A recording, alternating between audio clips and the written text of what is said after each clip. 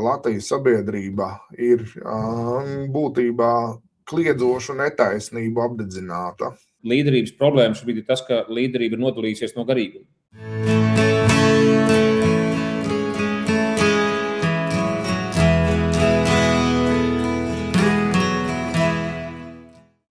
Labs vakars, labs rīts, laba diena visiem. Jūs mājās, mūsu mājās, mēs šeit kopā ar Ventu Sīlu esam sarunās, mazajās Epifānijās. Labs vakars, laba diena. Kur tu esi, Vent, vispār kā to šī nedēļa? Šī nedēļa pagāja patiesībā tādās eksistenciālās pārdomās, diezgan pamatīgās, un to pārdomu pamat lietas grozījās ap to dīvaino sajūtu, ka rodas jautājums, kur tad visas lietas iet, jo patiesībā lietas tā dezintegrējās. Zinām, veida pasaules kārtība sabrūk un sabrūk acu priekšā, pie tam tādā dīvainā veidā, it kā visas šīs struktūras sastāvdaļas atsevišķi pastāv, teiksim, mums ir ceļi, mums ir krānā tek ūdens, ir elektrība un tā tālāk, bet sajūta, ka tā vienojošā faktora vairs nav, ka kaut kāds lielais vērtību kodols ir paņemts nost, un tagad tās lietas it kā pastāv, bet pastāv jau vairs ne kopā savienotas, bet pašas par sevi.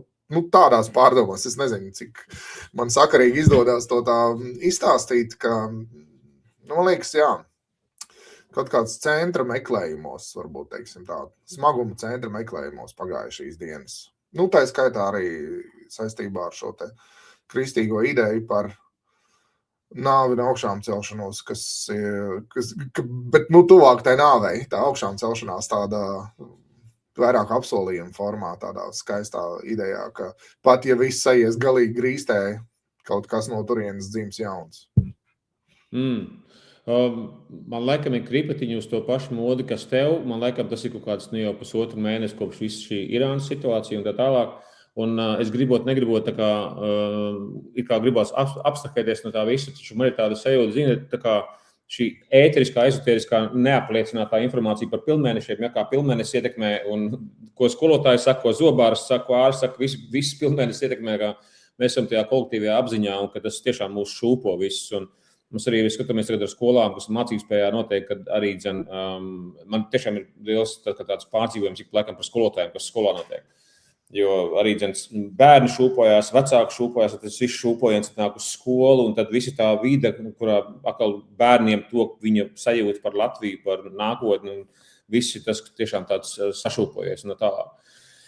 Uidinījās, jā, mēs tad mūsu empātijas tēls izgaismojās, mēs tagad parādījām, kad mēs esam cilvēks empāti, bet sazemējoties, tad mums ar Ventu šodien ir doma parunāt par tēmu, kas ir saistīta ar līderiem. Un līderi pēc būtības laikam ir šī viena no fundamentālākajām lietām, kas ir jebkurā sabiedrībā līderi ir, bija un būs fundamentāla lieta. Neatkarīgi no tā, kāds režīms, un parunāsim par to sīkāk, bet varbūt no kura leņķa tu gribētu sākt, Vent.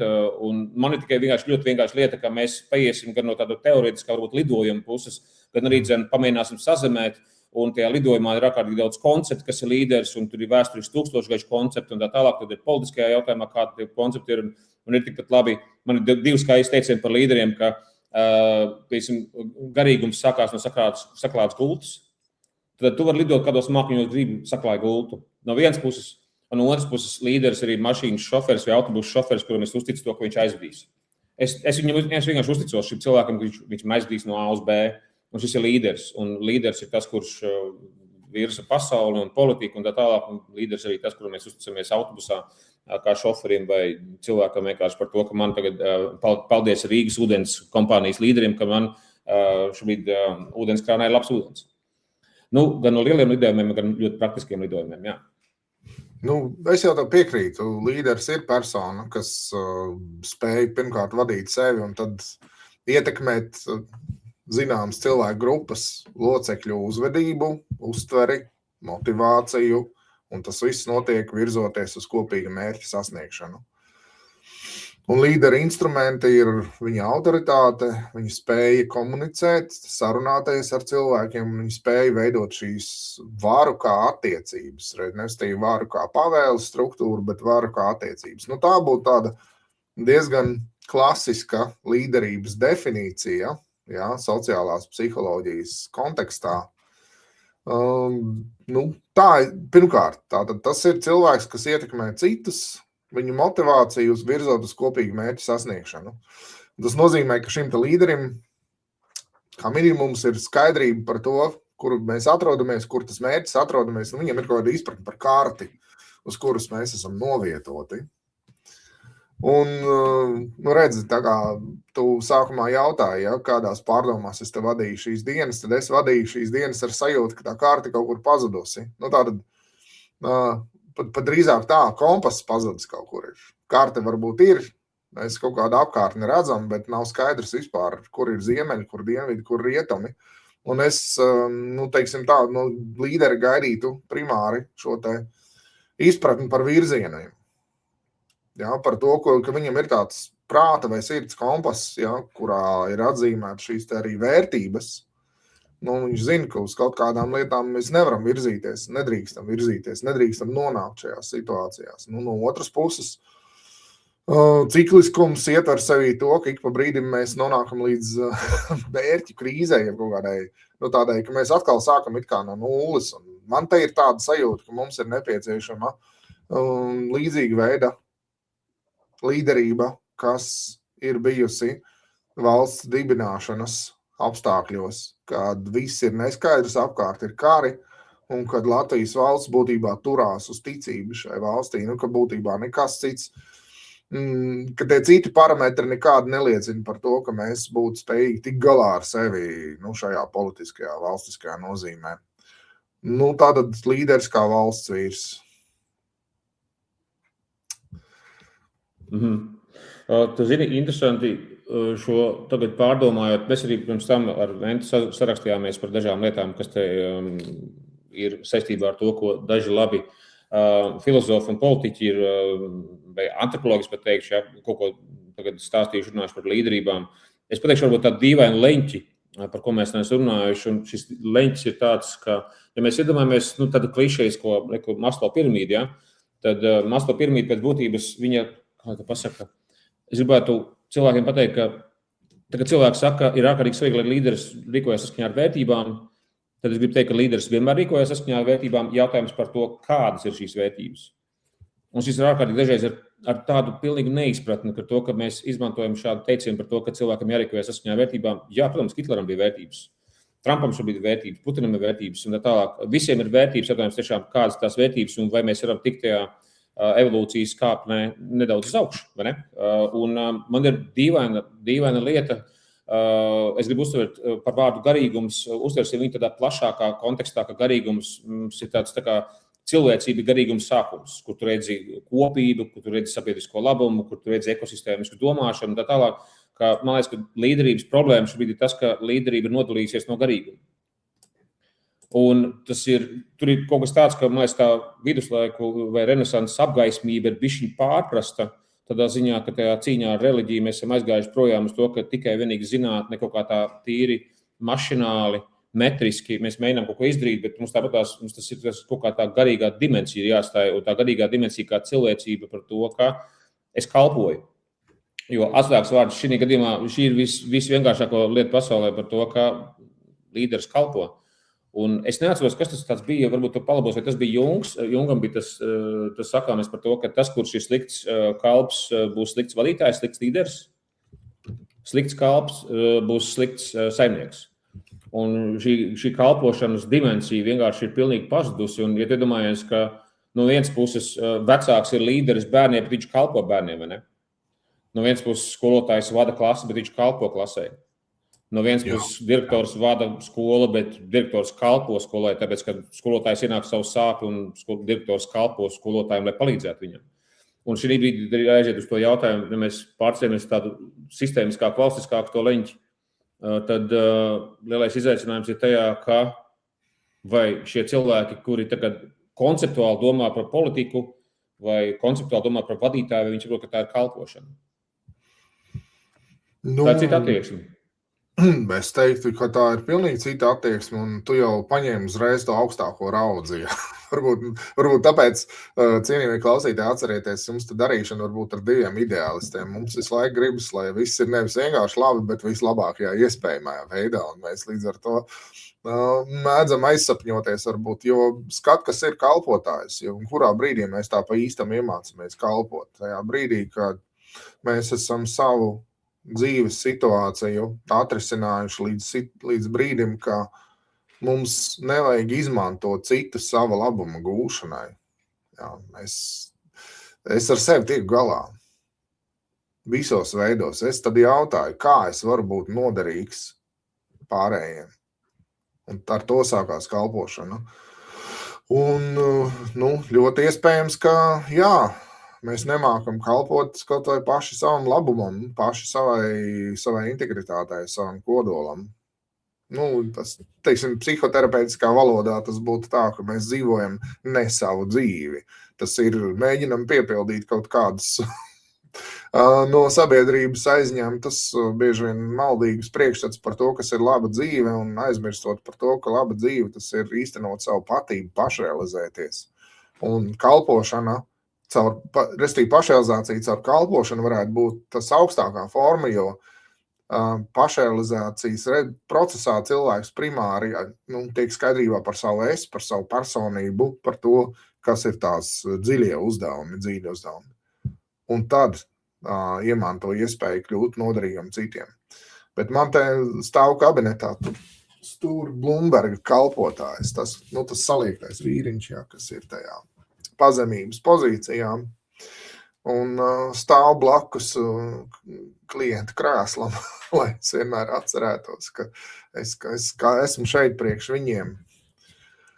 Lūk, un ja mēs par tām vērtībām runājam, es viņu varbūt mēģināšu tagad nosaukt tā, pārējot mazliet tajā diskusijā uz vienu soli uz priekšu. Kā numur 1, es uzskatu tomēr taisnīgumu.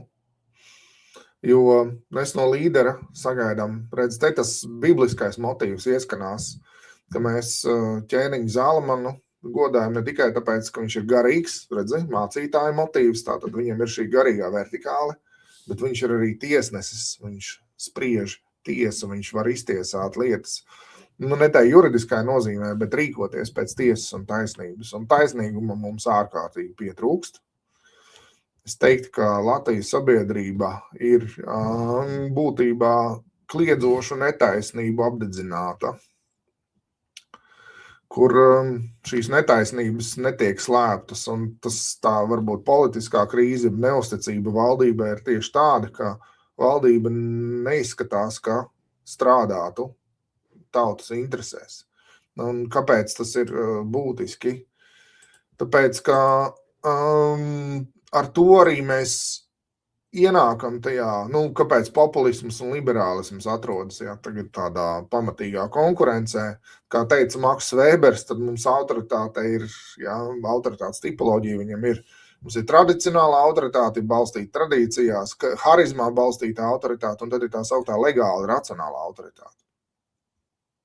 Un 20. gadsimta demokrātija ir būvēta, lai balstītos uz šo legāli racionālo, jeb ar prātu pierādāmo un likumos balstīto autoritāti.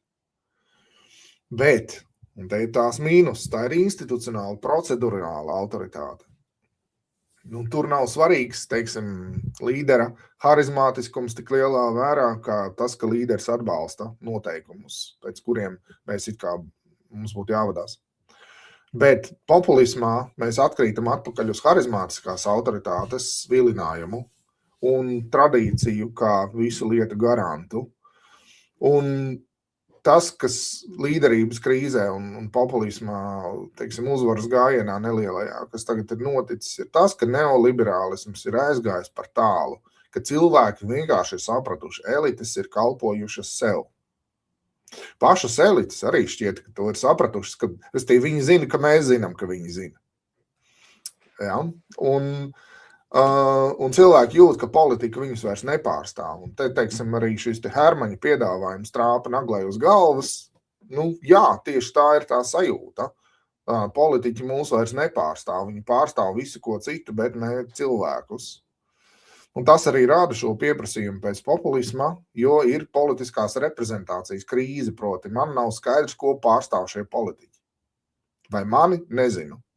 Un tas ir tas iespējams, jau iedēstot nelielu sēklos uz rudens sarunām jautājums, par kurš tad no politiskajiem spēkiem vispār tagad kaut ko reprezentē.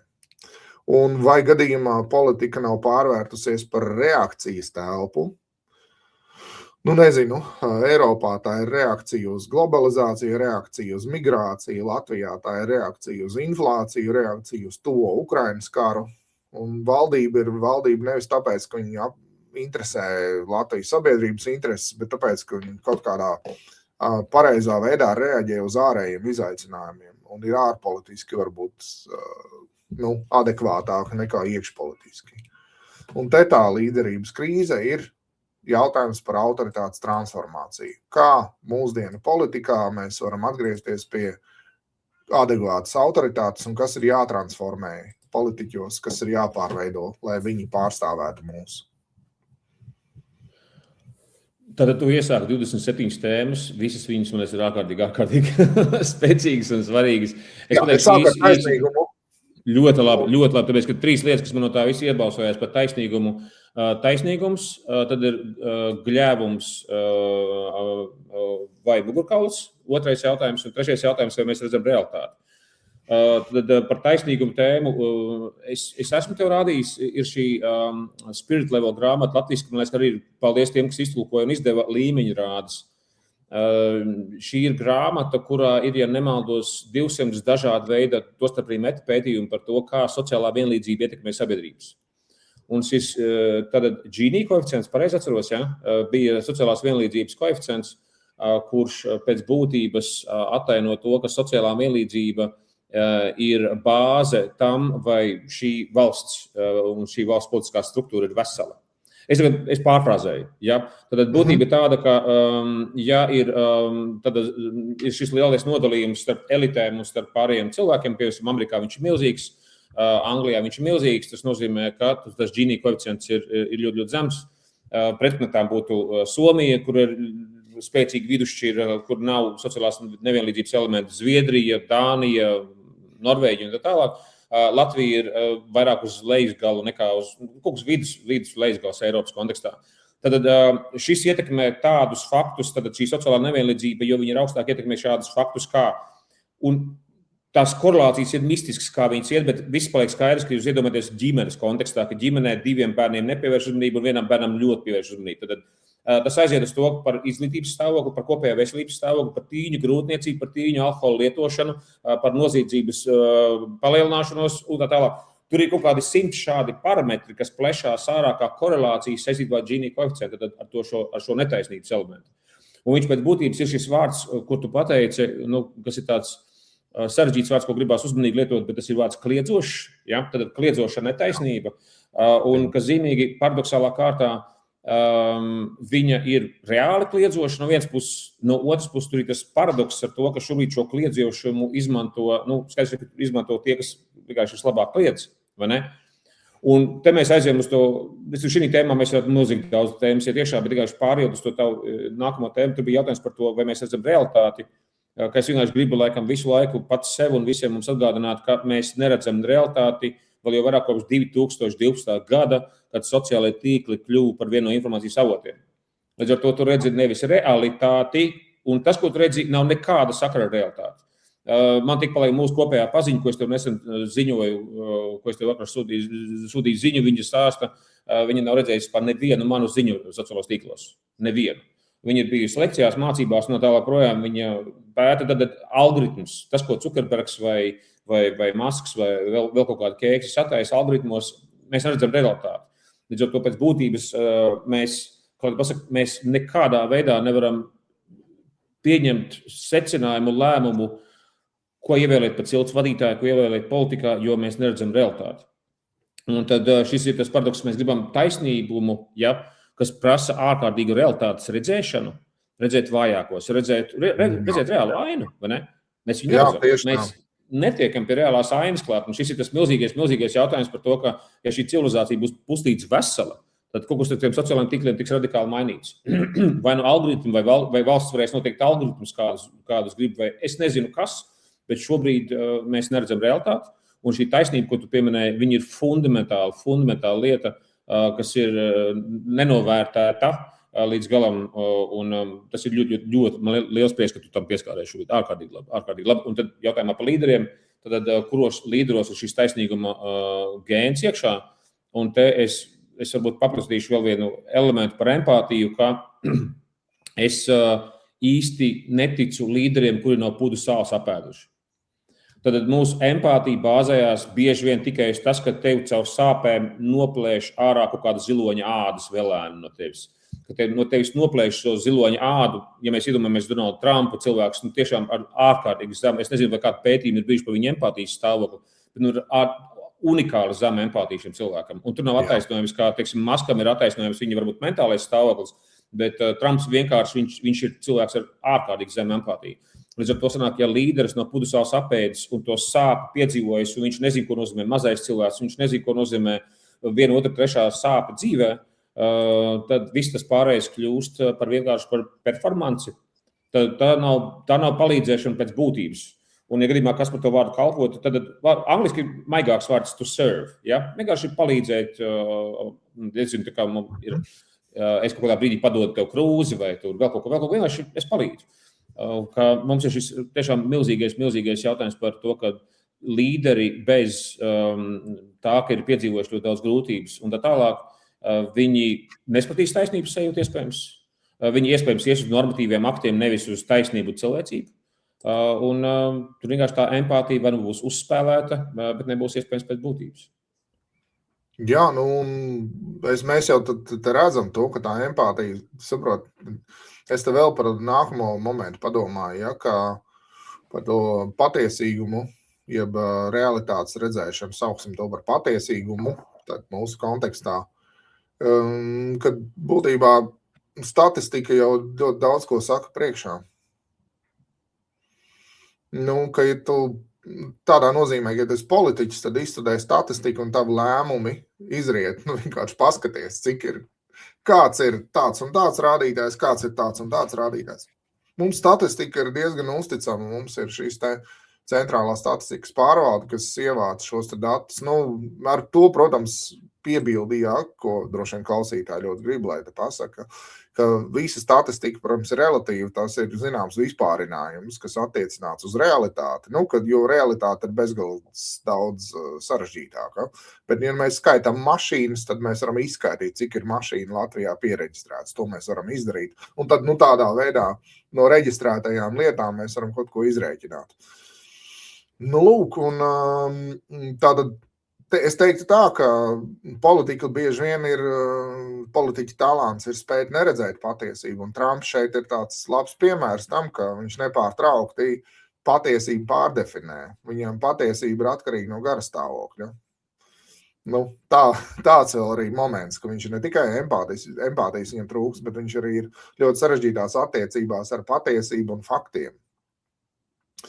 Un es te vēl piemestu klāt šo te līderības tādu pazīmi, kā spēju radīt, es daudz domāju par autoritārismu īstenībā, un par to, ka nenoteiktības apstākļos, kāda mums tagad ir, droši vien, ka mēs varētu nodefinēt šo esošo stāvokli kā tādu jauno nenoteiktību.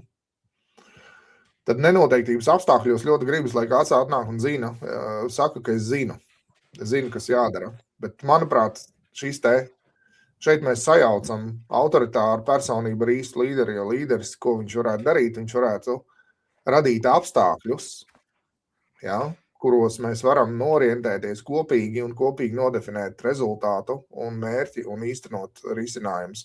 Tāpēc, ka mēs esam kopīgi viņu nodefinējuši. Nevis man ir atnācis kāds pateicis, braucam tur, bet kāds ir teicis, no visiem, kas kaut kāds virziens jūt, kur ir ziemeļi, kur ir rietumi. Un šajās diskusijās, jo te runa par sabiedrību, te nav runa par Tas kompass ir sociāls, jā. Tas nav kompass, ar kuru jūrā kuģis brauc. Tas ir mehānisks jautājums, jeb fizikas jautājums. Šeit tas ir sociālo apstākļu jautājums. Proti, kur mēs kā sabiedrība atrodamies un kur ejam. Un te pašai sabiedrībai būtu jāspēj tas definēt. Nevis jācer, ka līderis mums pateiks priekšā visu, ko mēs nezinām un nesaprotam. Līderis nosauks vārdā, rezumēs, sasummēs. Tieši tāpēc, ka viņam ir empātija, viņam ir līdzjūtība, viņš ir emocionāli inteliģents. Viņš ir pietiekami fleksibls, lai piemērotos komunikācijai ar visiem sabiedrības locekļiem. Un tad kopīgi noorganizē viņus tā, lai notiek rezultatīva, produktīva darbība. Un tad tas arī parāda to, ka visa sabiedrība tad spēj izturēt nenoteiktību, nevis tikai līderis viens. Jo citādi sanāk, mēs visu laiku iekrītam tam, ka mēs esam maziņi pazuduši, mēs gaidām laimes lāci. Es domāju, ka es izteikšu tādu varbūt provokatīvu teicienu, ka varbūt Latvijā ir vajadzīgs neharizmātisks līderis. Ja tāds līderis, kurš necenšas balstīties uz personisko reputāciju, kur par viņu dievina, viņš patīk visiem, viņš ir šarmants, viņa harizma ir milzīga.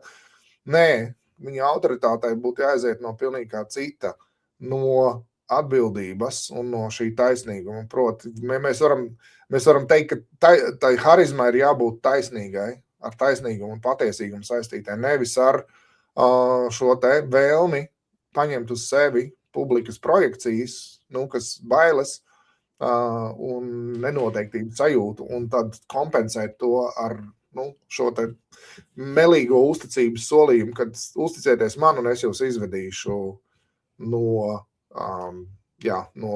problemātiskās situācijas. Tātad patiesīgums, taisnīgums spēj izturēt nenoteiktību un organizēt kolektīvai darbībai, kolektīvai izējai. Par to harizmu tas ir interesants gājums. Man kāpēc liekas, ka visi līderi, par kuriem nobalso, tagad vārds visu nomainīšu, ka līderi, par kuriem nobalso un kuriem uzticās, viņi pēc būtības tai nišai, tai auditorija ir harizmātiski. Tad mēs iedomājamies kādu cilvēku, par kuru tu nekad nebalsot, un tu saproti, ka tai citai auditorijai viņiem liekas, ka šis ir harizmātisks cilvēks. Līdz ar to, piemēram, kur mēs pagājušajā kaut ko ieminējāmies par Aleksandru Stābu, es nedomāju, ka Latvijā daudziem cilvēkiem viņš varētu būt autoritāte.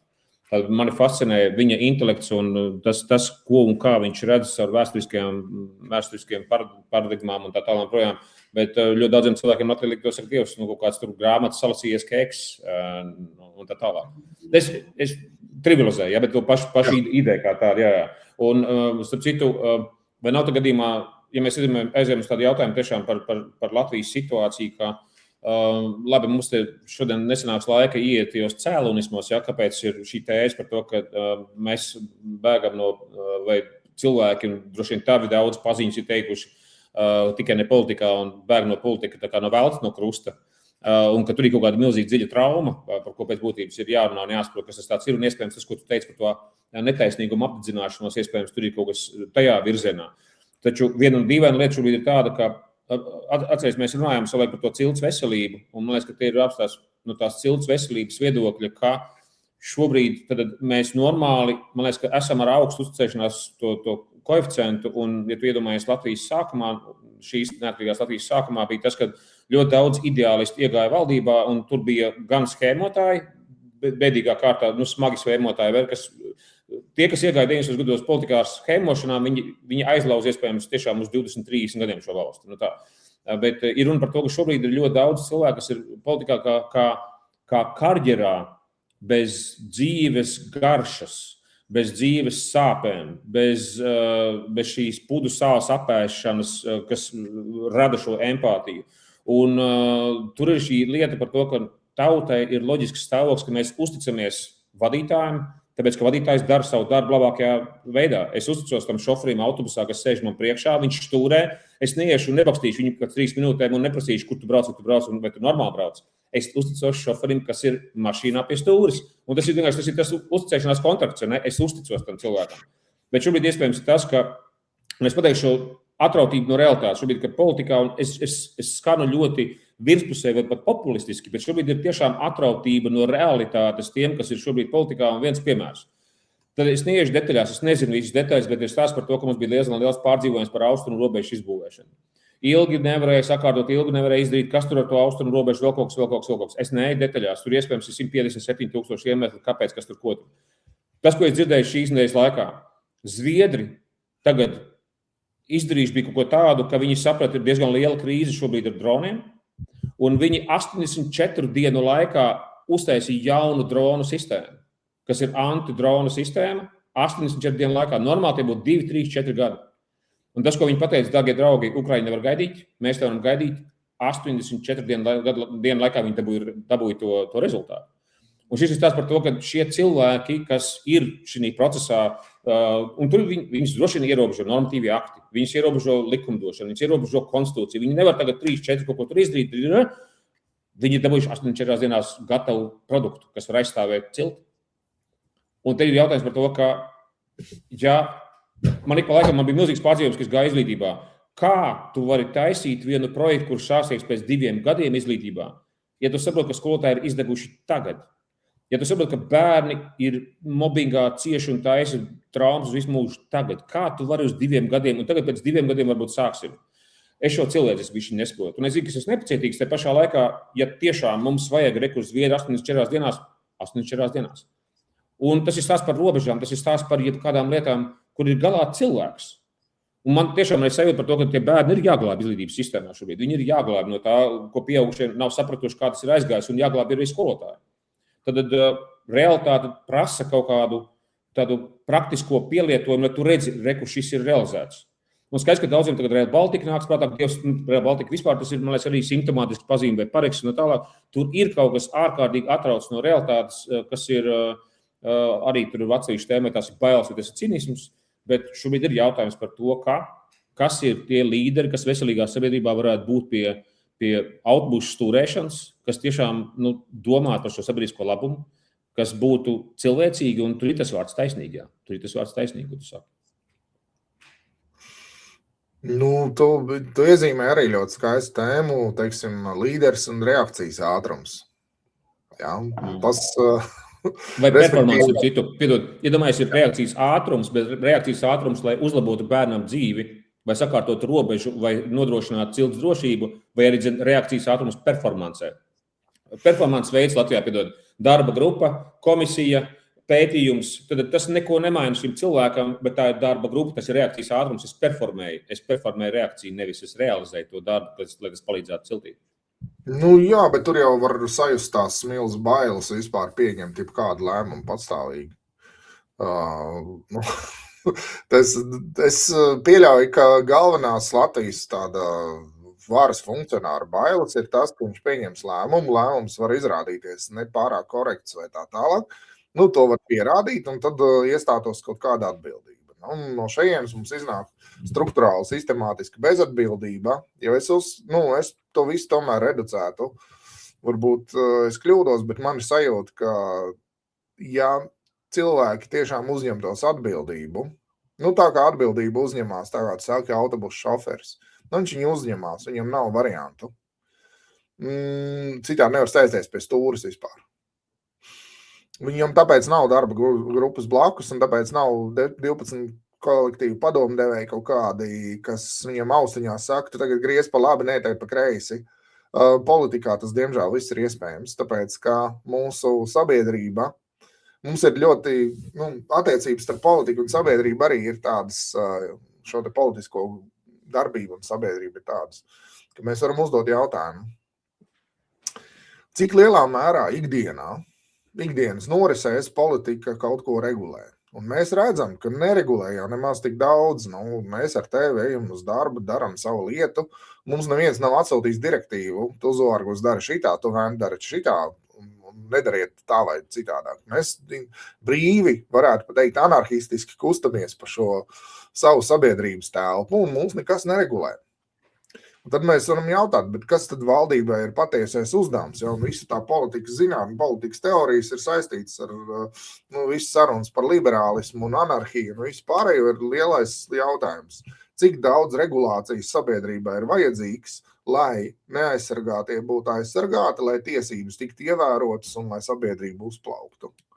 Un mēs esam Latvijā nonākuši līdz tam, ka mēs esam sociālo regulāciju, šo te administratīvo regulāciju padarījuši par atbildīgo visiem. Ka, ja es kļūdīšos, es varēšu parādīt, ka mans lēmumu pieņemšanas process bija korekts. Korekta procedūra tika izpildīta, tātad lēmums nevar būt nepareizs, jo šajā procedūrā tā procedūra legalizē manu lēmumu pareizumu. Atbildīgs līdz ar to, pasties, cik interesanti sanāk, atbildīgs līdz ar to ir process un spēja ievērot procedurālos noteikumus, jo mani, piemēram, sit nos tas moments, ko es ziņās te lasu, ka ir nomiris viens bērns aprūpes šajā te, es nezinu, redzēju. Tur tie ar smagām problēmām tie bērni ir, kas ir, kuriem vajadzīgi visu laiku aprūpi. Un tur jau bija viens skandāls, ka vienam tur bija jau bīstami izgulējumi, kas cits. Un pārbauda ziņoja, ka nekādas tur atkāpes no normām nav novērotas. Tagad viens jau ir nomiris tajā pašā vēl. Un cik es saprotu, sekots tiek tām pašām normām. Respektīvi, mēs skatāmies nevis uz rezultātu. Ja? Uz cilvēku, nevis uz cilvēkiem. Tu pagājušā sarunā pieminēji, ka viena liela problēma ir jautājums, kur tad mēs apzināmies, kādu rezultātu vadības process dod. Ja? Jo, kas tad ir līderis? Viņam taču ir mērķis un rezultāts. Tagad ir sajūta, ka mums ir nevis līderība, bet mums ir kalpošana burtam ar cerību, ka tie normatīvie dokumenti ir pieņemti tā, lai rezultāts būtu reāli labs un apmierinošs. Viņš nav tāds. Rezultāts nav apmierinošs un sajūta ir, ka neviens nezina, ko tagad darīt. Darīt būtu vienkārši uzņemties atbildību. Uzņemties atbildību par to, ka es paņemu savu segmentu atbildības, lūk, es mēģināšu panākt ar savu rīcību. Un tad ir tālākais. Turpinot tavu autobusu šoferu analoģiju, ļaut šoferim stūrēt. Mēs demokrātiju uztaram reizēm kā tiesības kritizēt un bakstīties un apkārt stāvēt un visu laiku bļaut, kur tu brauc, jābrauc ir citā virzienā. Ja mēs esam ievēlējuši cilvēkus, tad ļaujam viņiem izpildīt viņu plānu un programmu. Tādas kultūras mums kā sabiedrībai nav. Daļai tāpēc, ka tā ir politiskā konkurence. Konkurenti jau nekad neguļ. Viņiem ir izdevīgi visu laiku ķert pie rokas. Bet es teiktu, ka arī plašākai sabiedrībai būtu svarīgi ļaut lietām funkcionēt. Bet te, protams, ir svarīgi, ka mēs par uzticamies tiem, ko ievēlējam. Mēs viņiem neusticamies, tāpēc, ka viņi paši sev neusticās. Viņi ir šajā nozīmē bez atbildības, ja bez spējas atbildību padarīt par savu motīvu, šo te atbildības sajūtu. Kaut kā tā man te zīmējās.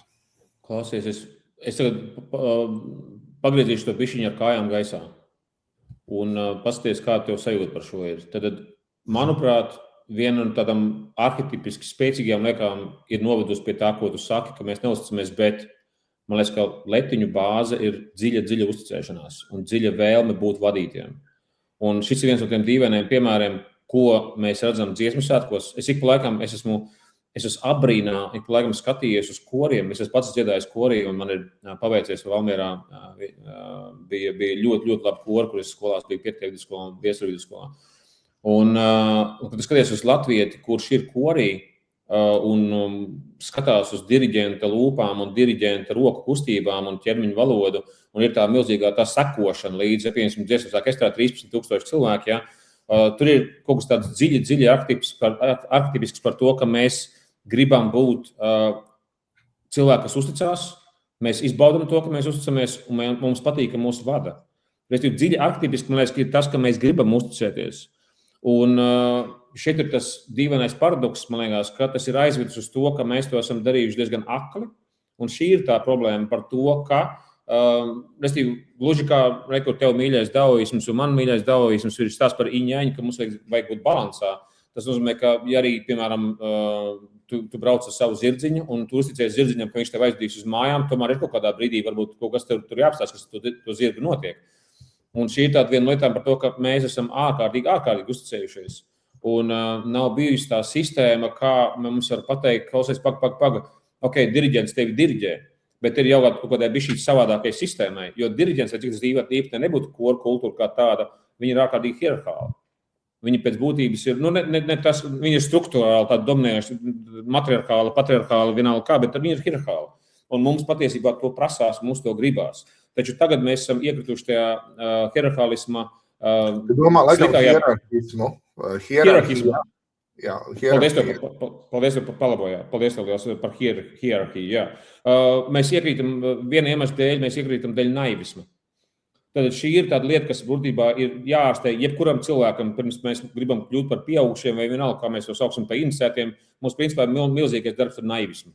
Naivisms par mūsu priekšstatiem, kādiem ir jābūt pasaulē un tā tālāk. Un mēs šeit esam iekrituši tajā naivismā par to, ka mēs pilnībā deleģējam šim autobusu šoferim un kaut kādā brīdī, reku 90. gados tika iedibināta kultūra ar slaveno teicienu par to, ka kas tur mums tur ir.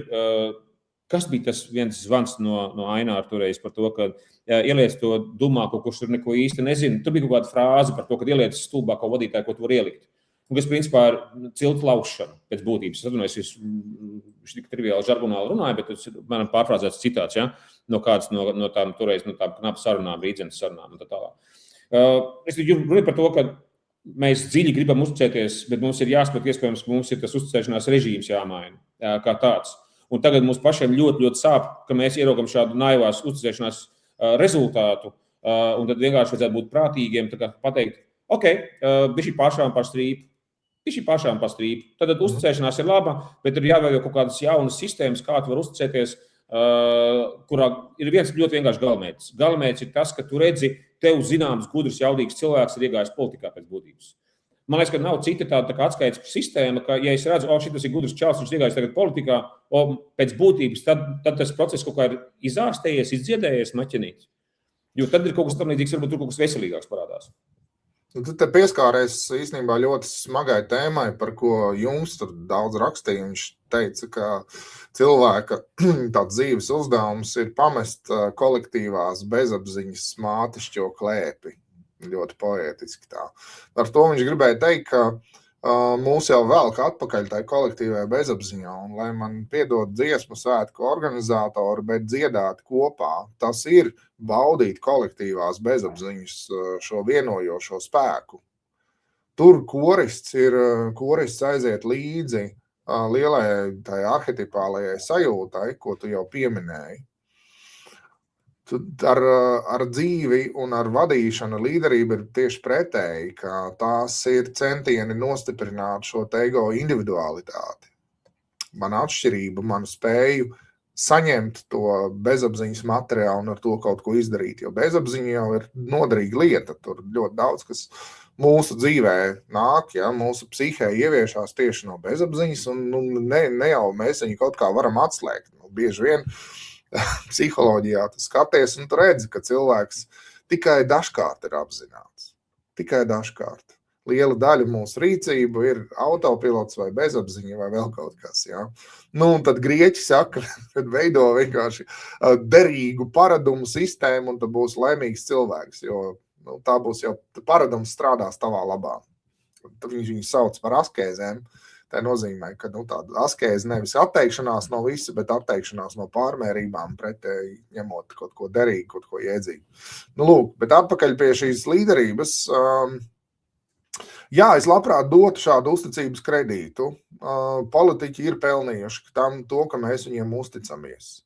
Tas ir pervers, protams, katra, kurš aiziet politikā momentā nodefinēt par nelieti un paziņot, ka, labi, šis cilvēks priekš manis ir mīris, kāpēc? Un tāpēc, ka viņš piekrītas darīt publisku darbu, kuru es nepiekrītu darīt, es pasvītroju. Ja?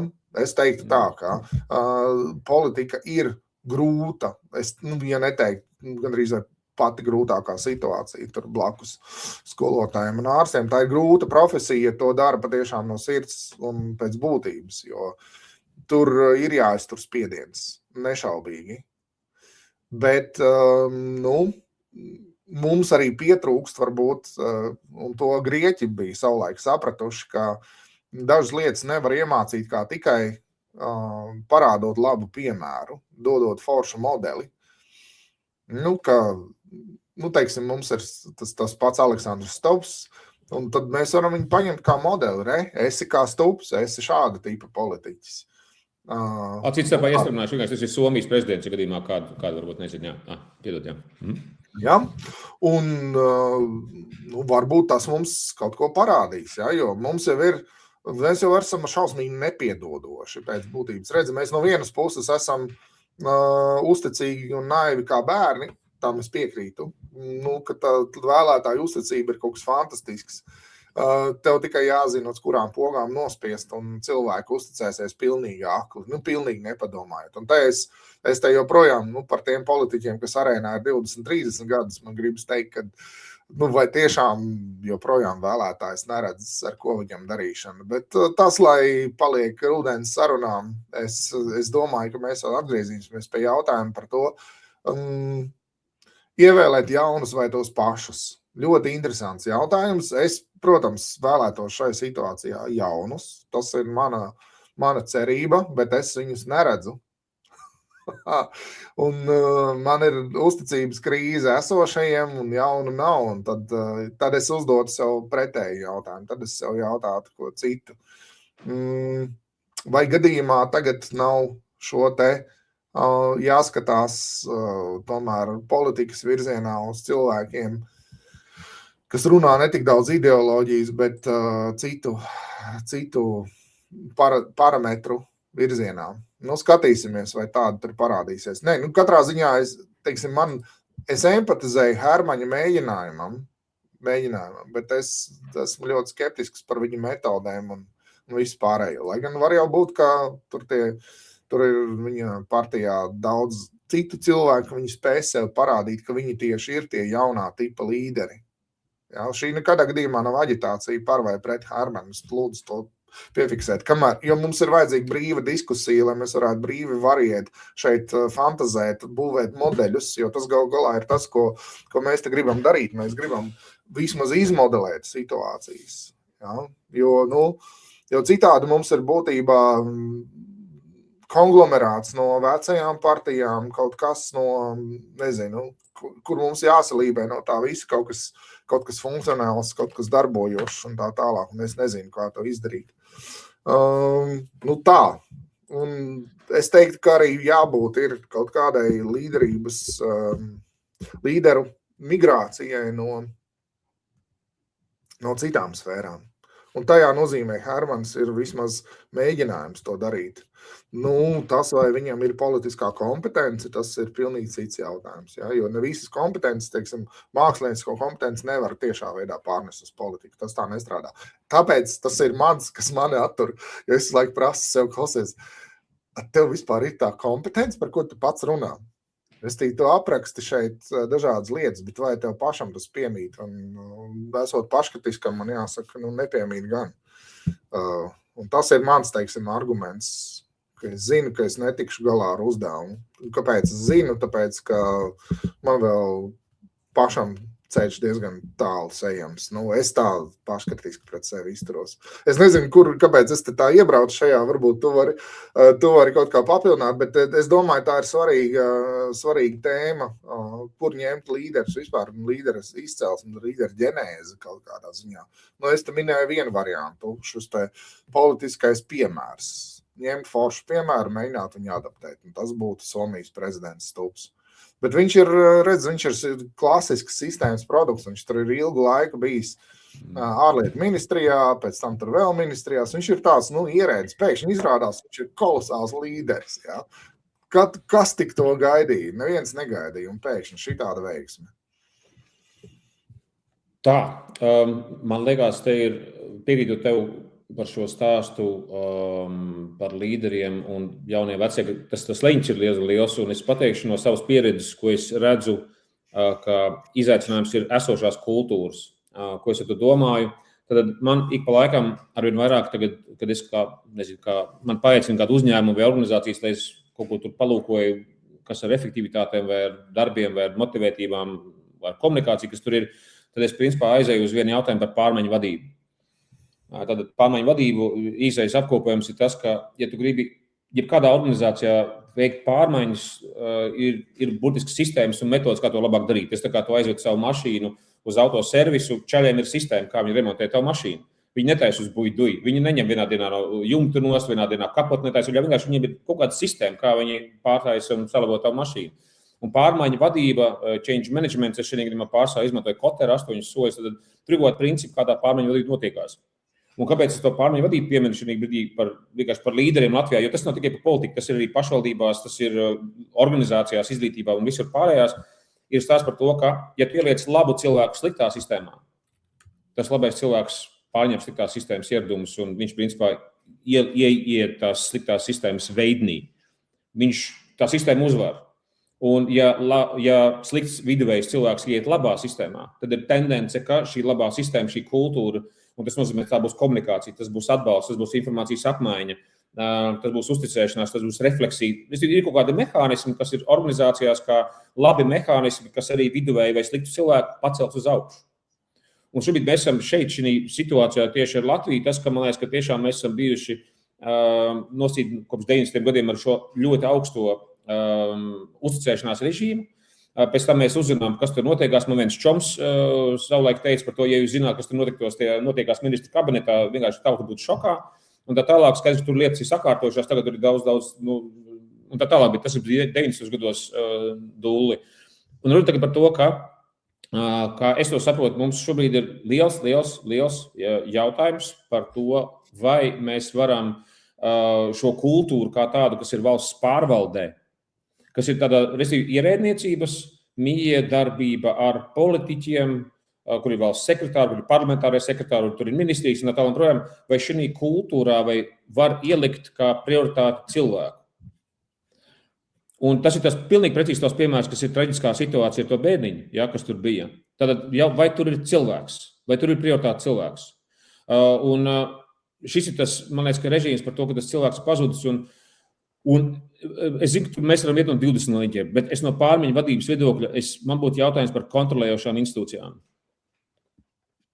Un šī pārmaiņu vadība kontrolējošām institūcijām, es stāstīju par to tikšanos ar augstākās valsts pārvaldes vadītājiem? Viens stāstīja, nestāstīja? Nē, nestāstīja, pastāst ļoti interesanti. Tad mani paaicināja tur pastāstīt par kādiem elementiem, kas ir, man liekas, tur ir pārsvarā jautājums par to, par resursu kā tādu, jo arī cilvēki ir izdeguši. Arī valsts pārvalde ir izdeguši. Man te viens tuvs cilvēks stāstīja par to, ka bija 2 mēnešus strādājis apmēram no 7 rītā līdz 11 vakarā. Valsts pārvalde. Un skaidrs, ka tas cilvēks ir ar milzīgu atbildības sajūtu, viņš kompensē to, ko varbūt citi nedara, bet ir cilvēks tiešām tur fantastiski strādā. Un tad, tajā tikšanās reizē tur bija, es domāju, ka pieminēju, tur bija arī Rinkevičs klāt, un Rinkevičam cepuri nos par to, ka es teicu, ka viņš valsts kontroli pieminēja. Un viņš pieminēja valsts kontroli kā vienu no aspektiem par to, ka cik lielā mērā valsts kontrole palīdz, nevis vienkārši soda un uzrauga. Palīdz, kalpo. Jo man šķiet analoģija tāda, varbūt vispār mums ir liels jautājums šobrīd par to, kāda ir kontrolējošo un uzraugošo institūciju vēlme palīdzēt, nevis sodīt. Bet visu institūciju. Tas ir veselības dienas, tas ir vēl, mums ir ļoti daudz un dažādi. Un es zinu tos cilvēkus, daudz no viņiem zinu. Tur ir labi burvīgi cilvēki, taču sistēma kā tāda, viņai tā filozofija nav tā. Es tagad redzu veikalu vadītāju, vai es redzu skolas vadītāju, vai es redzu tagad vēl kaut kādu vadītāju, kā es viņam tagad palīdzēšu vismaigākajā, cilvēciskākajā veidā, lai viņam būtu viegli. Jo tas ir viens no tādiem maniem dzīves šokiem, kad es, piemēram, redzu, es tiešām lietošu vārdu šoks, kad es redzu labu skolas direktoru, kurš saka, mums tagad nāk pārbauda. Saka, kāpēc tu uztraucies? Tu taču esi labs direktors un tas. Lūk, dieniņās, tu nezini, kas tur atnāks. Un tur nebūs labs garstāvoklis un vēl kaut ko. Un es saprotu, ka šis cilvēks, kas ir direktors, kurš tiešām labi cenšas savu darbu darīt, viņam nāk izdegšana virsū no tā, ka kaut kāda institūcija nāk bez empātijas ar vēlmi sodīt. Un tad šī situācijā, tas, kas aizved uz to valsts augstākās pārvaldes vadītāju tikšanos, tur bija 3 stundu darbiņš, tad tas, ko es tur sapratu, ka 30–40% no viņiem ir bailes no šādām institūcijām. Tad es uzsveru, ka bijāties vai gatavoties emocionāli kopā ar bailēm, tas nav konstruktīvi. Ja tu neesi izdarījis neko sliktu, tas ir pilnīgi destruktīvi. Tu nevari vienkārši normāli darīt. Es tā kā tiešām rekrutīvi ir autobusu šofers, un tu skaties viņam uz nagiem un saki, pagaid, tu tagad pa 2 milimetriem pa daudz pagriezi stūri. Pak. Man liekas, ka tev 12% no algas paņemsim draudziņu nost. Tie 2 milimetri pa labi, kā tu pagriezi stūri, tas nav saskaņā normatīviem aktiem un tā tālāk projām. Es pārspīlēju. un tā tālāk, bet tas princips tieši tāds, ka šis ir iespējams, un es tagad pārspīlēšu, ir kaut kāda patvaļa, un ne tāpēc, ka cilvēki būtu slikti, bet bez empātiskas izpratnes par savu funkciju. Tad tava būtība ir gudri palīdzēt, piecelties, palabot un tā tālāk projām, un viens no labiem, piemēram, savā ziņā ir tas, kur valsts ieņem dienestas mēģiniet. Viņus izgaismoja, viņus izcēla, valsts ieņem dienestas tiešām bija briesmīgs. Pirms, Dievs, man bija vienā brīdī, man bija uzņēmums, to, ko daudz varbūt nezinu, man bija bijuši daudz uzņēmumu savulaik, kad es biju televīzijā, un mums valsts ieņem dienestas joku pēc alfabētas uztaisīja 3 auditus gadu laikā. Un tur nevarēja cilvēki ģimenēm naudu saņemt, tāpēc, ka valsts ieņem dienestas tā izdarīja, vienkārši viņi tā rīkojās, un viņi teica, viņi pat neatvainojas, nekas vienkārši, un atkal aizklapē, un tā tālāk projām. Un milzīgs cinisms pret cilvēkiem, tādā ziņā, ka tie paši Latvijas cilvēki, vienkārši citā institūcijā, kas ir valsts ieņem dienests, un tas bija nežēlīgi. Un šobrīd joprojām ir liels jautājums par to, ka kāda loma šajā kultūrā, kas mums ir valsts pārvaldē, kas mums ir mūsu valstī, pilda ļoti svarīgās, kontrolējošās institūcijas, vai viņas ir atbalstošas. Jo ja labam cilvēkam ir no tevis jābaidās, tu pēc būtības lauz gan šo cilvēku, gan šo kultūru, gan šo sistēmu.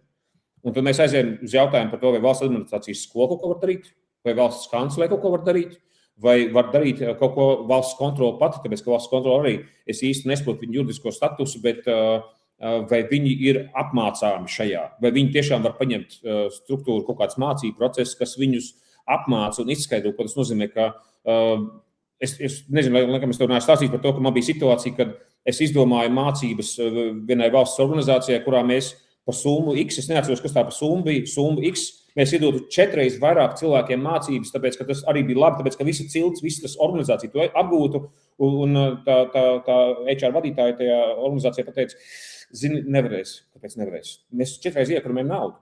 Valsts kontrole nespratīs. Valsts kontrole nespratīs, jo valsts kontrole nesaprot, ka tas ir svarīgi, tas ir svarīgi. Un es atkal, tas ir stāsts par to, ka ne tāpēc, ka cilvēki ir ļauni, ir runa par to, ka iespējams šis uzraugošais mehānisms, jo letiņi ir kritiski. Mums ir talants uz kritiku, to, ko tu pieminēji. Un tā kritika, viņai ir jākļūst saudzējoši, konstruktīvai un atbalstošai un palīdzošai. Un varbūt tur ir kaut kāds tāds sistēmas nobrukums kā Matrixā, kur reāli ar tām kontrolējošām institūcijām ir kaut kas ritīgi dimbā sagājis, jo noslēdzot savu garo tirādi, tagad atceries bija, kā to puisi sauc, kas reāli mēģināja dabūt tās maskas no Ķīnas pēdējā porcijā pirms Covida. Atceries, bija viens cilvēks. Es atceros viņu vārdu, un, ja gadījumā kāds var te uzstīt komentāros vai kā, bet tas cilvēks, viņš saprot, mums valstī vajag, mums vajag cilvēku, mums valstī vajag normatīvi akti tādi, nav vēl kaut kas naudas, vienkārši viņš dara. Viņš glābi Latvijas cilvēkus, un pēc tam viņu soda. Un šis ir tas absurds tādā ziņā, ka tie cilvēki, kas to soda, tā šo kontroli šim cilvēkam, viņi pēc būtības lauž cilvēcību valstī. Ar šo, kur es tagad rīkojos saskaņā ar normatīviem aktiem. Un šis, vai gadījumā, tur nav kaut kāds diezgan liels elements arī par to taisnīgumu, ka šis nav taisnīgi. Šis ir visiem, tas ir tas kaut kāds kliedzošais vārds, arī lieldienu noskaņā, tas ir stāsts par to, ka nebūtu remdeniem, ja? Ka tas ir kliedzoši atgārdi. Bet redzi, te tu pieķeršos pašam galam, tāpēc, ka tas aizķēris vairāk. Tad, kad mēs runājam par kaut kādu vispār likumu un normatīvo aktu apgūšanu, mēs aizmirstam, ka tas ir vienkārši veids, kā regulēt, mērīt realitāti. Tādas svarīgas vērtības kā taisnīgums nav izsakāms tikai un vienīgi ar likumu. Es to pasvītroju. Tas ir tad, kad runā kāda atšķirība starp ētiku un likumdošanu. Kāpēc nevar ētiskos likumus padarīt par juridiskiem likumiem? Nevar, tāpēc, ka juridiskais likums runā par minimumu. Mazāk nevar. Ētiskais runā par maksimumu, ideālo variantu. Un ētiskais saka, taisnīgs ir nevis tas, ko tu vari uzrakstīt ar likumā, ar kaut kādu izsvarot, kaut kādu universālu, šādi tad derīgu, šādi tad nederīgu formulu. Dzirdi, ja, kas tur sanāk. Kas ir taisnīga rīcība? Vai reizēm taisnīgi nav samelot? Reizēm taisnīgi ir samelotas. Es tā ļoti rupi saku. vai reizēm taisnīgi nav, nezinu, iedot 5 un 6 neiedot. Reizēm tā ir taisnīgi. Kāpēc tā ir taisnīgi? Nevis tāpēc, ka tur ir kaut kāda universāls princips apakšā. Šos principus formulēt ir viens arī nepateicīgs filozofisks pienākums, ir daudz to taisnīgumu teoriju. Bet var teikt tā, ka taisnīgums ir spēja sajust, piemērot likuma normas un vērtību kodeksu šai situācijai. Un tur vienmēr ir runa par morālajām jūtām. Un empātija, tad būtu šīs morālās jūtas, kam tad es īsti empatēju. Un te sanāk, ka cilvēki pirmkārt normatīvo regulējumu uztver pārāk burtiski un pārāk tieši. Kad sanākais normas neredz cilvēku, tāpēc, ka norma ir galvenais. Kāpēc norma galvenais? Negribu sajust cilvēku, baidos uzņemties atbildību. 2 šie lielie atzari. Baidos, ka mani sodīs, jo tāpat norma uz mani attiecās. Ja? Tur būtu tas jautājums, kā varēja nesodīt, aptuveni tā. Un kā mēs varējām, viņš taču neievēro normas, arī mums jāsoda, citādi tūlīt visi sāks neievērot šīs normas. Līderība paredz to, ka līderis gal galā ar savu lēmumu, savu vārdu, kaut kādas lietas vienkārši saka, tā ir mana reputācija, es viņu lieku uz spēles, un es saku, ka taisnīgums šajā gadījumā ir tāds un tāds, nevis tāds un tāds. Un tas ir tas, kur es uzņemos atbildību, jo ja tur kaut kāds sots nāks, tad par mani. Tad es paņemu tās sekas uz sevi, es esmu tas, kurš to uzņemās. Un tā ir šī drosme, un līderim būtu jāspēj. Un tieši tāpēc viņš ir līderis, ka viņš publiski domā, runā, atzīst sarežģītību, nekaunās no tā, ka realitāte ir pretrunīgāka par saukļiem. Tas ir tas, kas man, teiksim, šad un tad politiķos vienkārši liekas absolūti super, ka tad, kad viņš redz, ziniet, es kļūdījos, es kaut kur vilku to visu pasākumu vienā virzienā, jo man tobrīd likās, ka tā ir svarīgi. Izrādās, ka ir citādāk, un es mainu drusiņu virzienu, es piekoriģēju šo virzienu. Nevis nomētāt viņu par to, ka viņš nekompetents, jo nezinu, ko dara, bet tieši paslavēt par to, ka viņš vispār seko līdzi situācijas niansēm un redz, ka situācija mainīsies. Ja, un tas nav tas pats Trumpa moments, ka es šodien saku vienu, rīt kaut ko pilnīgi citu, man nekā nav konsekvences. Nē, tas ir saglabājot atbildību, un tas ir komunicējot ar sabiedrību. Te ir tā iesaisti, ja, ka es spēju nevis autoritāti atrisināt problēmu autoritāri, bet radīt apstākļus, kur mēs kopīgi definējam un īstenojam risinājumus. Un tad es nāku priekšā un publiski diskutēju, debatēju, un mēs ar sabiedrību kopā pieņemam šos lēmumus. Un tad sabiedrība, un tas ir svarīgi, uzņemās savu daļu atbildības. Jo tas, ko es Latvijas sabiedrībai liktu kā samaksu par šo te naivumu, ir tas, ka Latvijas sabiedrība grib tādus politiķus, par kuriem pati pēc tam varēs neatbildēt, ar kuriem vienkārši ievēl un aizmirst. Tas tā nestrādā vairs.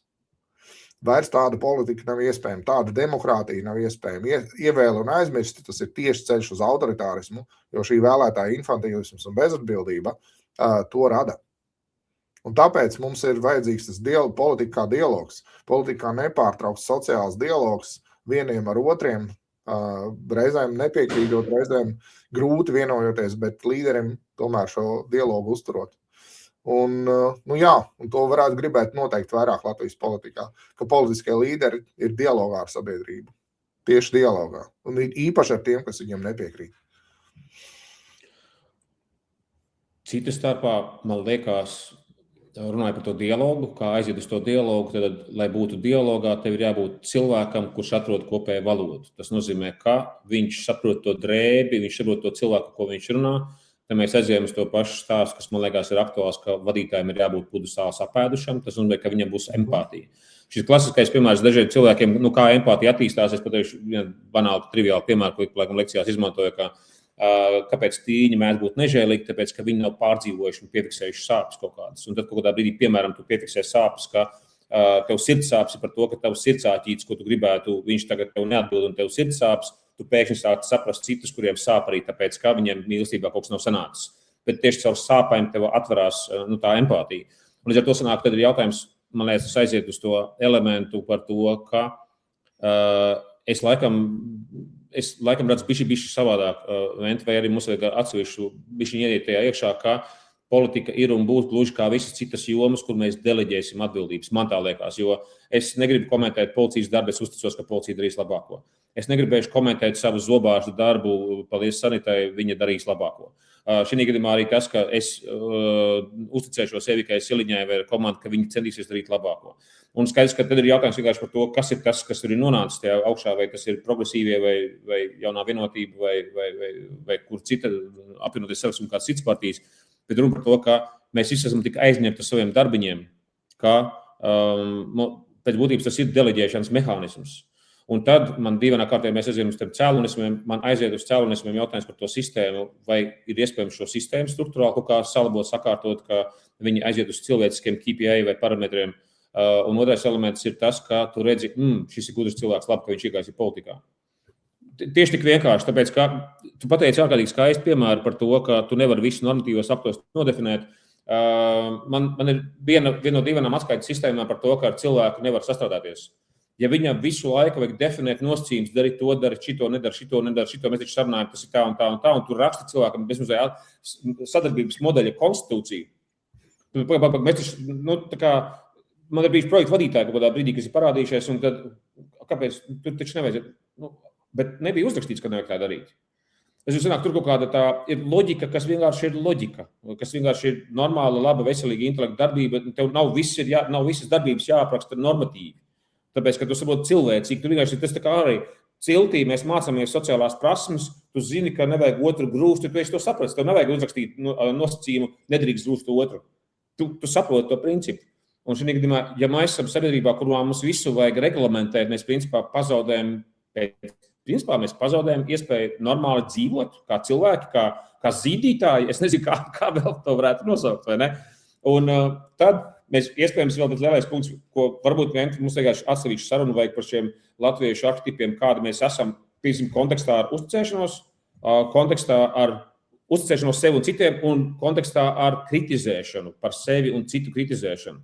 Jo, kas zīmīgi par kritizēšanu, ko tagad mēs te bišķi pieskārājāmies tam, kritizēšana ir viena no destrukcijas formām vai selektīvās uztveres formām, kur es laužu vai nu sevi vai ārkārtējo pasauli. Tad, ja es nebalansēti runāju, un es tagad 90% kritizēju Ventu un 10% labi, tev šodien brīlis ir salīdzinoši normāli taisni uzliktas, pieņemsim, ja?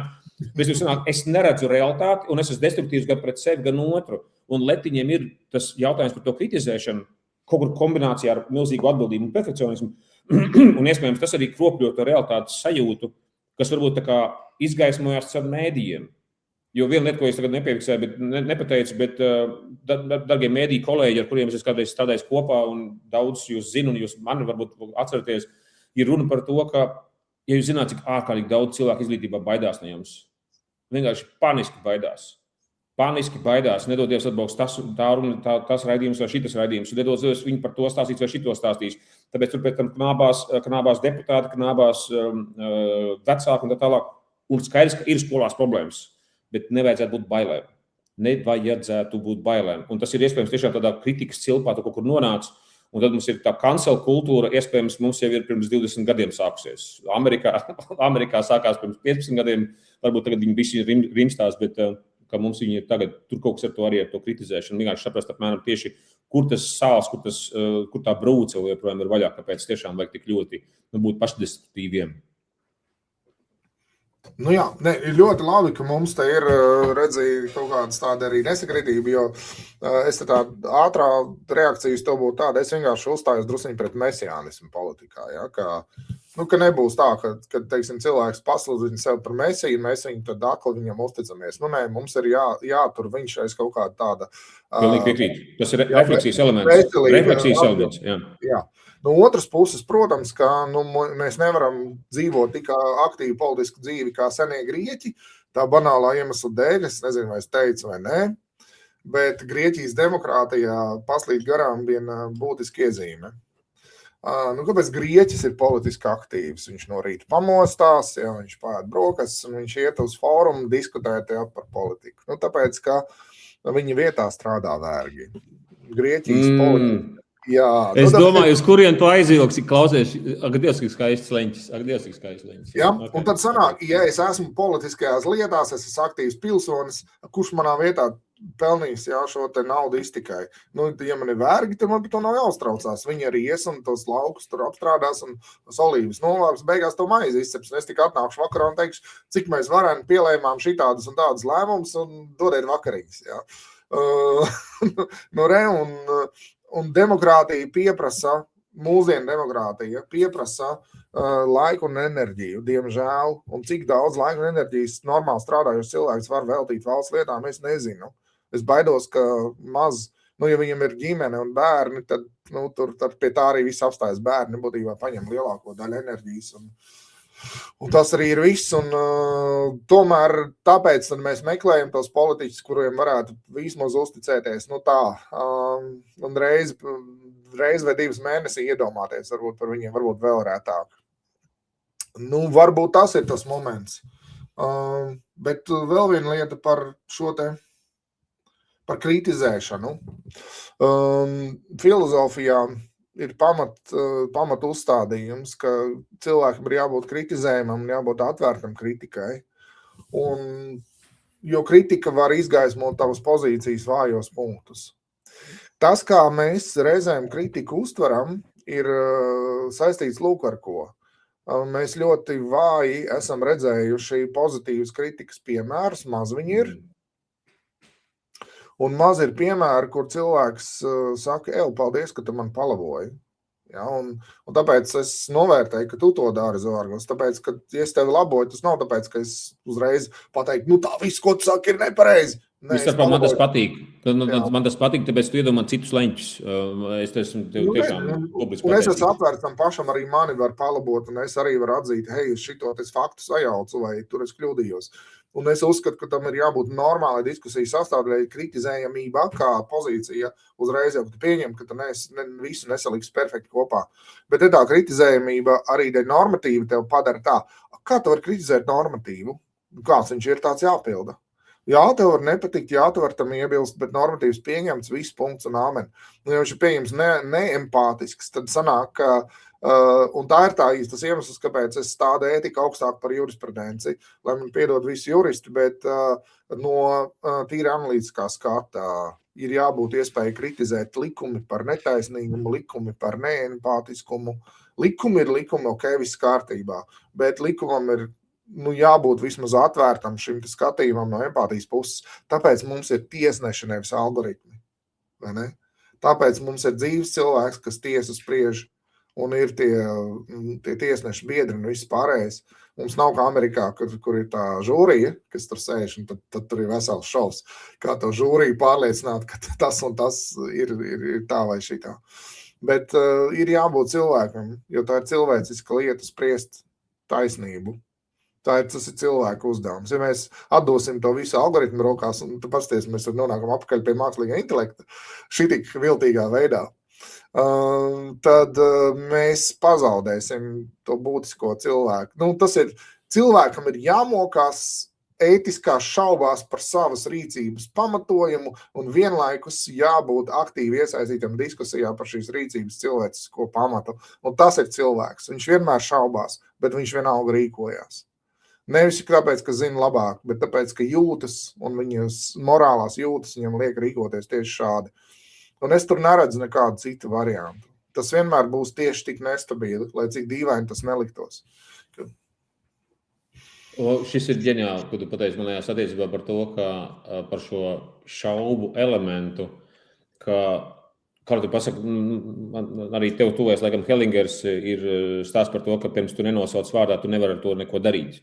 Un šī man vienkārši nosaukt vārdā par to, ka nedrīkst izņemt šaubas vai šo ētikas dimensiju ārā no jebkādas līderības, vai tas ir organizācija vai skolu vai valsts līderības, jo tad, principā, pēc būtības tur vairāk nepaliek cilvēks. Tur vairāk nepaliek cilvēks. Un šī kontekstā man viens no tiem piemēram bija tas, ka man teica, tad viena man ārkārtīgi sirsnīga, sociāli atbildīga paziņu draugs iegāja valsts pārvaldē un satika cilvēku ierēdni, kurš teica, visi likumi ir pareizi. Man nekas nav jādomā. Visi likumi ir pareizi.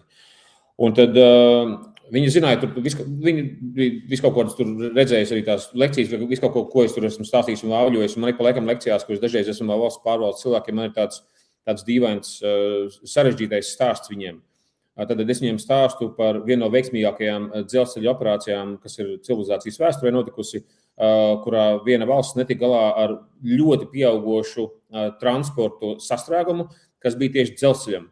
Tur bija jāpārvadā milzīgi apjomi, milzīgi neapturama apjomi. Tā valsts vienkārši tur bija uz tādas izmisuma robežas, tā valdība tajā brīdī, un viņi mēģināja atrast lielāko talantu, kas tur ir, un parādījās tiešām talantīgs cilvēks, kas to visu atrisināja.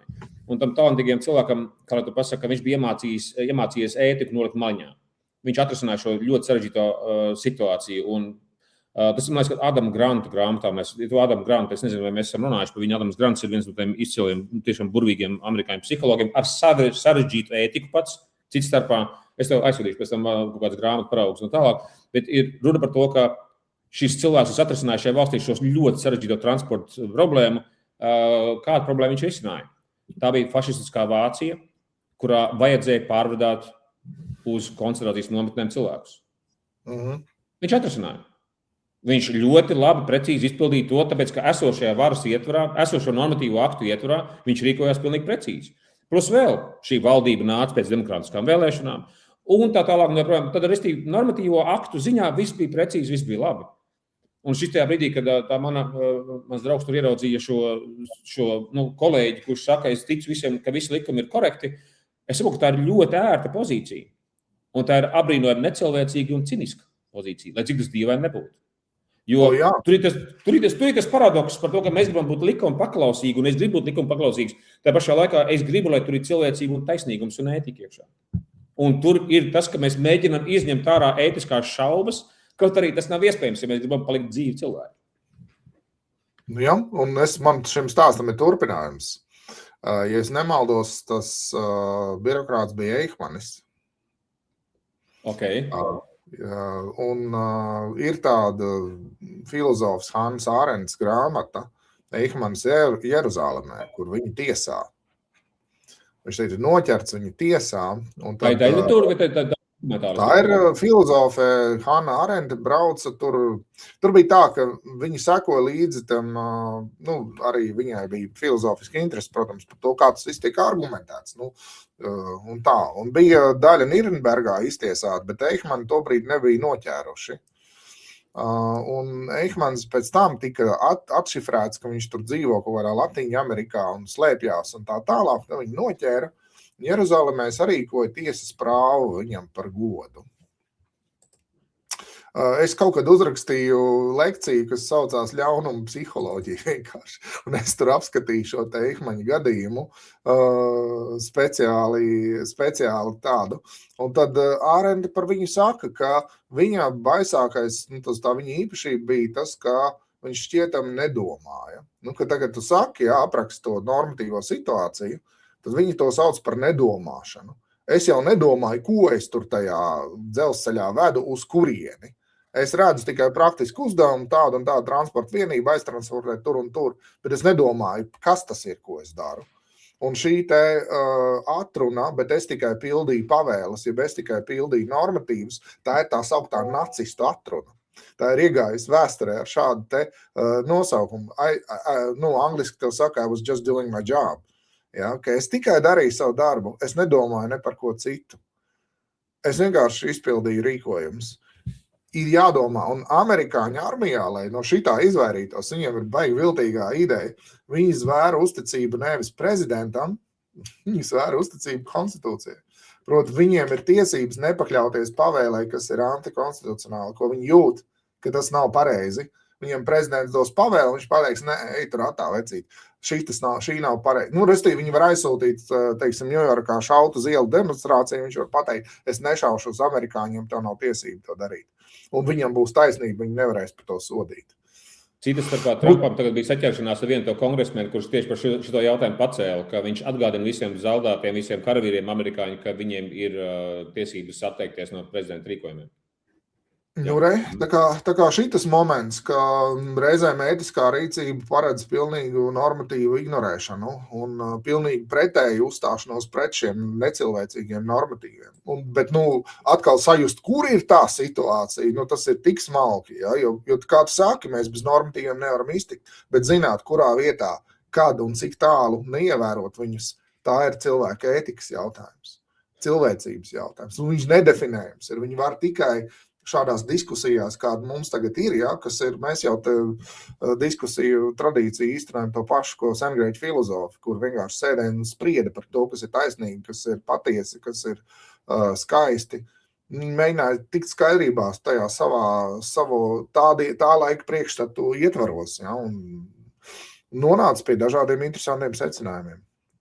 Klausies, es pamēģināšu 3 lietas sev kopā tagad. Šī kontekstā, ko tu iesāki ar to Ehmeņa gadījumu, mums laikam ir Lenītam arī jāpaļojās un jāpadomā, kam mēs gribētu beigās pateikt paldies un pēc tam arī pāelpot.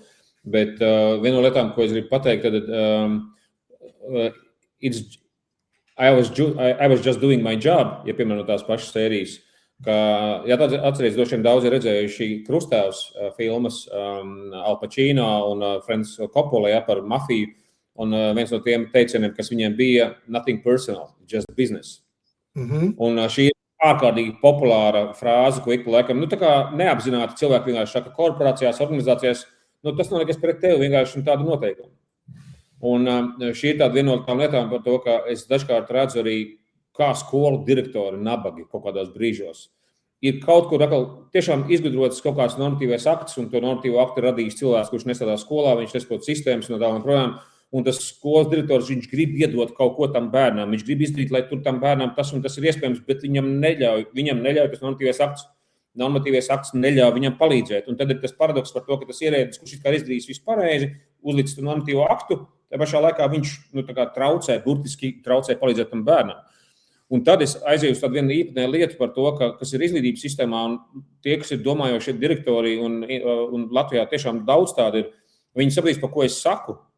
Un arī skolotāji sapratīs un vecāki. Man bija mācības jauniešiem, 5 dienu mācības jauniešiem. Un tad mācībās jauniešiem parasti mēs ejam ar emocionālo inteliģenci, tur ir komunikācija, tur ir kā atjaunot ķermeni, kā stresa vadību, organizēt, kā radošumu attīstīt un tālāk. No 5 dienām tikai 3. dienā bērni beidz skatīties mutē pēc pareizajām atbildēm. 3. dienā bērni atgūst sajūtu tā. Es domāju šādi. Man liekas ir šādi. Tur bija tāds stīvums, ka viņi ļoti lēnām nāca ārā uz to, ko viņi jūt, ko viņi domā. Mums bija, es nezinu, cik reizes pateicu, tur bija dažādi vingrinājumi uzdevumi par to, lai viņi atvērtos, jo kas ir interesanti, somātiski viņi atvērās ātri. Tas ziņā, ka ķermeņa bailes pārgāja diezgan ātri, to mēs diezgan ātri iekštinājām. Tālāk tas pārsvarā ir 2-3 stundu jautājums. Bet konceptuālās bailes, tā vai šo es drīkst teikt, vai šo es nedrīkst teikt, viņas bija 3 dienas. Un es esmu taisījis jauniešiem mācības 16 gadus tagad, un tas parādījās pēdējos gados arvien vairāk un vairāk. Un tur iespējams ir sociālo tīklu kāds fenomens par to, vai es varu būt atšķirīgs, vai es varu būt ārpus citām normām, tāpēc, ka Taylor Swift ģērbjās tā slavenība saka tā, un tā tālāk projām, par to, ka šeit ir kaut kas tāds par to, ka vai mēs varam elpot ārpus tiem normatīviem aktiem, jo man bija arī nošokēja viena sabiedriskā organizācija nesen, kur izvēlējās nevis, kā mēs palīdzēsim bērnam, bet viņi izvēlējās normatīvo aktu. Un viņi izvēlējās, pak. Jo viss, tas, ko mēs no malas redzam, tur viss ir likumīgi, tur viss ir ļoti, ļoti labi, tas tajā procesā, kas tur notiekās. Un tā organizācija saka, ziniet, labāk tomēr drošības pēc piegriezīsim skrūves, labi, netiks tur tiem bērniem kaut kas. Netiks, labi, ok. Un no malas skaties, un labi. Un tas, kas ir tiešām, mēs aizjām uz to jautājumu, kas ir tieši tajā kaut kādā domāšanas modelī mums šobrīd, jo šis ir tāds ehmenisms. Šis ir ehmenisms. Es nedomāju ar sirdi, es nedomāju ar cilvēcību, es domāju par to, ka kāds izties atskaitēs, kāds izties normatīvos aktos, un jābūt balansam. Vienkārši mēs ar Ventu nesakam, ka nav jābūt normatīviem aktiem. Es saku, ka ir jābūt. Mēs nevaram bez struktūrām pastāvēt. Iedomājas par balansu. Un tad vienkārši to cilvēcību dabūt atpakaļ, ja? To ētiku, ieraudzīt savā priekšā cilvēku, ieraudzīt savā skolā priekšā skolas direktoru, kurš cenšas darīt labas lietas, ieraudzīt uzņēmumu vadītāju, ieraudzīt savā priekšā cilvēku. Tieši tā. un tāpat laikā cilvēks, būdams pretrunīgs, mums nekad nedos iespēju ļoti viennozīmīgi par sevi domāt. Un tas ir arī tas, uz ko es aicinu mūsu klausītājs nedomāt par mums viennozīmīgi. Mums nepieder ne patiesība, ne taisnība, ne galvenie fakti. Mēs esam cilvēki, kas mēģina šeit publiski jūsu priekšā domāt. Ja? Un tas ir tas, ko es vēlreiz atgādināšu filozofs Merabs Memardašvili nosauc filozofiju par domāšanu skaļi uz āru. Ja krieviski, viņš krievu valodā funkcionēja, myšļenie vsluh. Tas ir domāšana, ja, šāds uz āru. Thinking aloud, angliski būtu. Un tas ir tas, ko mēs darām, absolūti nepretendējot uz to, ka šī patiesība pēdējā instancē. Īstenībā es gribētu ieviest tādu savā ziņā bāzisku noteikumu, ka es cenšos nerunāt tādās patiesībās. Tas būtu ļoti, ļoti skumji, ja kaut kas no šī teiktā tiktu absolutizēts. Nē, tas ir drīzāk provokācija domāt, kāda provokācija. Mēs jau arī tādi beigie provokātori, ne abiem pār 40 provocēsim. Provocēt vajag jaunībā. Tagad šajā vecumā gribas sakārtot un varbūt ievies zināmu balansu visādi citādi nestabilajā situācijā. Balans ir līdzsvara māksla, līdzsvars ir situatīvs. Līdz ar to viss šodien teiktais ir situatīvi aktuāls, bet ne mūžīgi patiesi. Jā, es laikam šeit pilnīgi tev piekrītu, un laikam tas mans vārds, kas ir jautājums par cilvēcīgiem principiem dzīvē. Man tas vārds princips ļoti, ļoti patīk. Un kā mūsu kopējais draudziņš Wolfiņš, ļoti jau kaut kad mēs te bijām, tagad tev bija tā nometne, bērnu nometne, kur bija pie cēsīm, un tad bija stāsts par to, ka šis paradoks. Es sen nebiju ar kādu runājis tik daudz par paradoksiem, ka laikam daoisms, nezinu, kāpēc man ļoti daudz ved apakaļ pie paradoksiem, jo loģiskāka šī patiesība, ja mēs varam to vārdu izmantot, jo viņa ir paradoksālāka, pretmetīgāka. Un šis ir ārkārtīgi spocīgi, ka šī realitātē, kur mēs dzīvojam, jo paradoksālāks kaut kas ir, jo viņam ir tendence, viņš var būt arī ļoti loģisks un kā viens no fundamentiem šajā realitātei. Jā. Tad pierakstīju sarunu par paradoksiem, tāpēc, ka mums ir svarīgi šo jēdzienu atdzīvināt un atdot viņam to jēgpilno lomu, ko paradoks vienmēr ir spēlējis. Mēs dzīvojam tādā kā postapgaismības pasaulē, kur mēs paradoksus uzskatām bieži vien par ienaidniekiem. Ētikā tā nav. Ētika pati par sevi ir paradoksāla. Likumi ir, bet viņi ir relatīvi. Tā, piemēram, jā. Mēs varam teikt tā, ka paradoksa māksla ir tieši tāpēc daoismā tiek pasniegta kā augstākā gudrības forma, jo racionālais prāts paradoksu mēģinās atrisināt, kur pretīm šis te apusvērstais prāts, intuitīvi iracionālais, bet arī racionālais prāts mēģinās ar paradoksu iedzīvināt, dzīvot saskaņā šo paradoksu. Un tā ir tā, manuprāt, augstākā prasme adaptējoties nenoteiktībai, jo līdzsvars tas ir vienmēr mainīgajā situācijā. Tas ir tāds ļoti daoistisks postulāts, kas saka, ka līdzsvars ir acu mirklī šitā šobrīd te mūžam mainīgajā pasaulē. Ja izdevās skaisti aplaudējam, neizdevās, tāda dzīve, meklējam nākamo līdzsvaru punktu. Vienas plaukstas plaukšķis.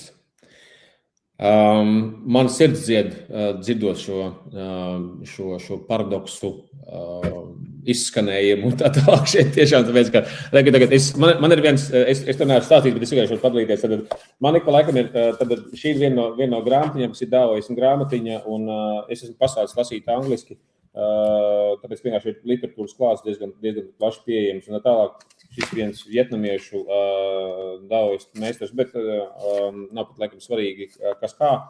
Kad es pirmo grāmatu, ko es atveru dienā, es atveru šādu mazu tēžu grāmatiņu, un es izlasu vienkārši varbūt pusotru lapu.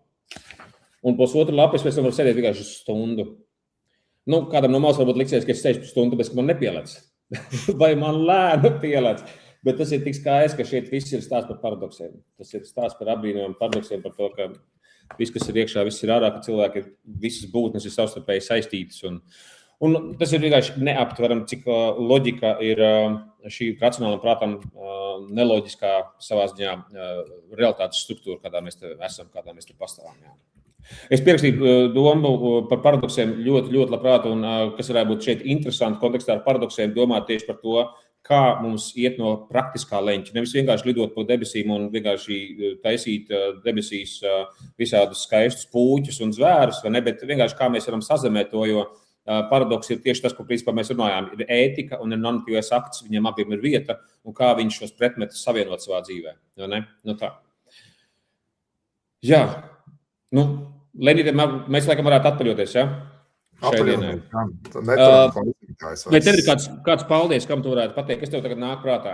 Man liekas, ka šī varētu būt svarīga man liekas, ka būtībā atgādināšu visiem svarīga esence, man liekas, vispār latviešu kultūrā, Latvijas kultūrā par to, ka mēs mākam teikt labo arī par cilvēkiem, ja par ko, kas nāk prātā, vienkārši, lai tas izskan kā princips. Es šodien pateikšos policistiem, tīpaši pašvaldības policistiem, kuriem ir jāsaskarās ar sabiedrības laikam agresīvākajām, izmisušākajām izpausmēm, kam ir jārēģē uz dažādiem izsaukumiem, kur ir iesaistīti ierēbuši cilvēki, vārdarbība un viss pārējais, kuriem tas ir dzīves, tā kā tas viņa darbs. Paldies, ka viņi ir.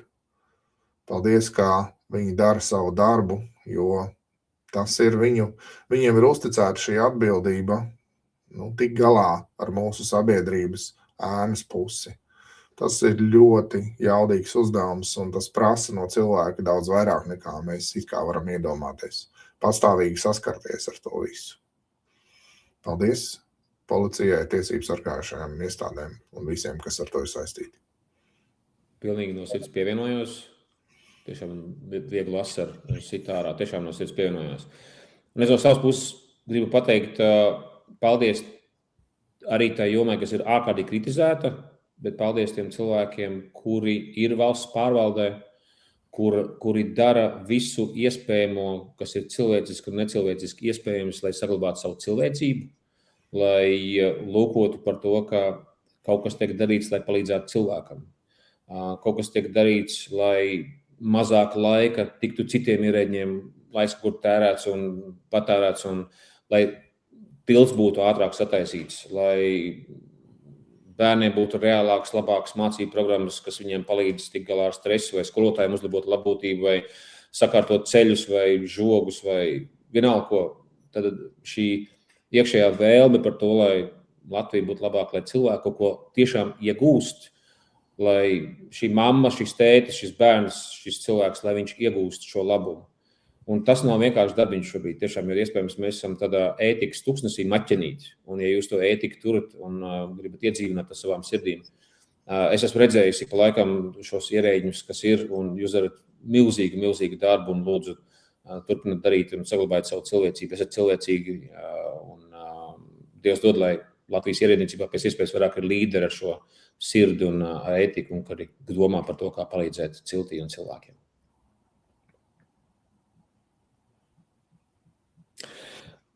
Labi, tad ieejam tagad varbūt nedaudz elpošanā. Tad tas, ko mēs novēlam mums māciet iet mierā. Es to parasti saucu par lielāko šīs realitātes bagātību, dziļš miers. Miers, kurš atjauno ķermeni, miers, kurš var nomierināt garu un skriejošo prātu. Un tad vienkārši mēs ar Ventu noslēgumā sarunām pēlpojam. Varat pēlpot kopā ar mums. Miers ir lielākā šīs realitātes, tie ir bagātība, ceļš pie sevis, ceļš uz atjaunošanos, uz veselību un tā tālāk. Ierosinājumam varat uztaisīt šo 3 elpu, 2 ieelpas, lēni izelpa, tad šādas 3 līdz 5 elpas uztaisat, 2 ieelpas, 1 izelpa. Ķermenis pārslēgsies ātrāk uz mieru, un tad vienkārši varam kopā visi šeit cilvēcīgi pēlpot un iet mieriņā, un uz tikšanos atkal nākamajā sarunā. Paldies tev, Venmīši. Paldies tev, Zorgus. Paldies, klausītāji.